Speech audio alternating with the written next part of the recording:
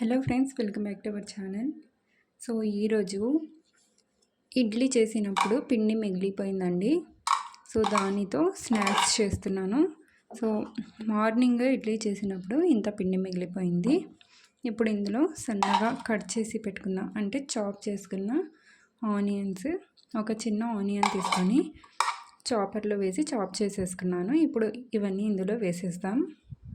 ఇందులోనే ఫ్రెష్గా నేను పాట్లో వేసుకున్న కొత్తిమీర ఇది కూడా వేసేస్తున్నాను.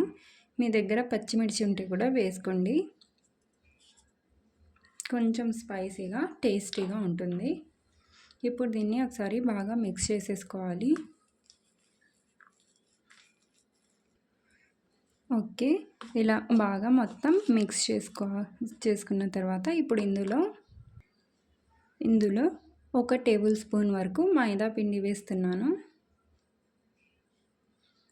సరిపోతుందండి 1 టేబుల్ స్పూన్ వేస్తే, ఎందుకంటే ఈ పిండి ముందే ఇలా గట్టిగా ఉంది కాబట్టి 1 టేబుల్ స్పూన్ మైదా పిండి కరెక్ట్గా సరిపోతుంది.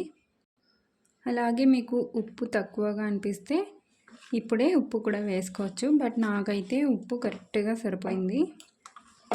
ఇప్పుడు దీన్ని బాగా మిక్స్ చేసుకోవాలి. మీకు పిండి ఒకవేళ లూజ్గా అనిపిస్తే కనుక మరి కొంచెం మైదా పిండి వేసుకోవచ్చు. ఒకవేళ పిండి టైట్గా అయిపోతే కనుక అందులో కొంచెం వాటర్ వేసుకొని మిక్స్ చేసుకోవచ్చు. సో ఇలా మొత్తం బాగా మిక్స్ చేసేసుకోవాలి. చట్నీలో అయినా టమాటో కెచప్లో అయినా చాలా బాగుంటుందండి, చాలా చాలా టేస్టీగా ఉంటుంది. సో ఇడ్లీ చేసినప్పుడు ఎలాగో పిండి మిగిలిపోతుంది కదా, అప్పుడు ఇలా ఒకసారి డెఫినెట్గా ట్రై చేయండి. పిల్లలకు ఈవినింగ్ స్నాక్గా కూడా చాలా బాగుంటుంది. ఓకే, ఇప్పుడు ఇది మొత్తం మిక్స్ అయిపోయింది. ఇక దీన్ని పక్కన పెట్టేద్దాం. ఇప్పుడు ఇక్కడ ప్యాన్ పెట్టేసుకున్నానండి. ఇప్పుడు ఇందులో ఆయిల్ వేసుకోవాలి. ఫ్రైకి సరిపడినంత ఆయిల్ వేసుకోవాలి.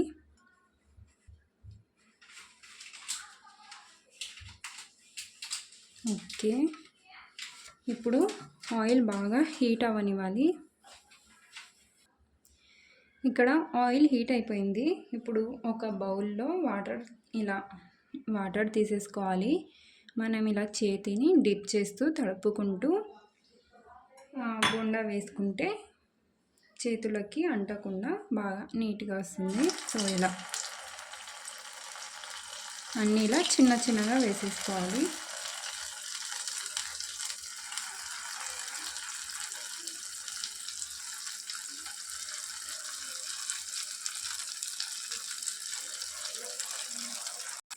సో ఇవి వేసిన వెంటనే చాలా తొందరగా కలర్ చేంజ్ అయిపోతాయండి. అందుకని ఫ్లేమ్ని లో ఫ్లేమ్లో పెట్టేసుకొని ఫ్రై చేసుకోవాలి.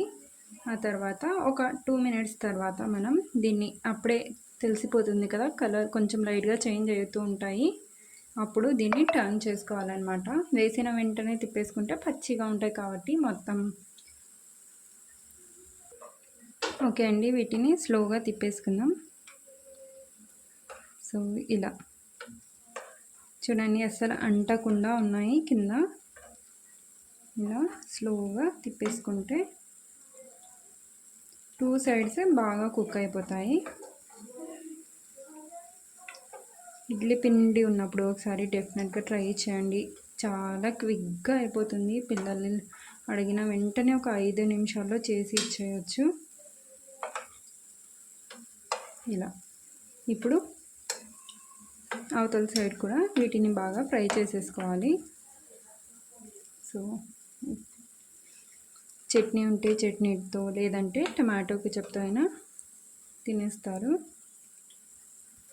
సో కలర్ మీరు చూసుకొని అవతల సైడు ఇవతల సైడు బాగా ఏ కలర్లో ఉంటే మీకు ఇష్టం వస్తుందో నచ్చుతుందో ఆ కలర్ వచ్చేంత వరకు దీన్ని బాగా ఫ్రై చేసేసుకోవాలి. సో ఇలా చూడండి, కలర్ మొత్తం చేంజ్ అయిపోయాయి కదా. ఇక్కడ చూడండి, సో కలర్ అయితే వచ్చేసింది. ఇప్పుడు వీటిని తీసేద్దాం.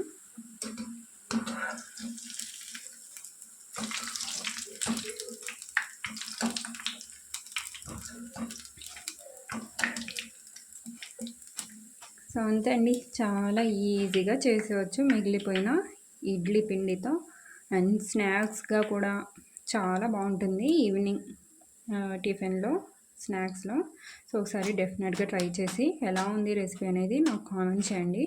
రెసిపీ నచ్చితే కనుక తప్పకుండా ఆ వీడియోని ఒక లైక్ అయితే చేయండి, సరేనా? సో నెక్స్ట్ వీడియోలో మళ్ళీ కలుద్దాం. ఓకే.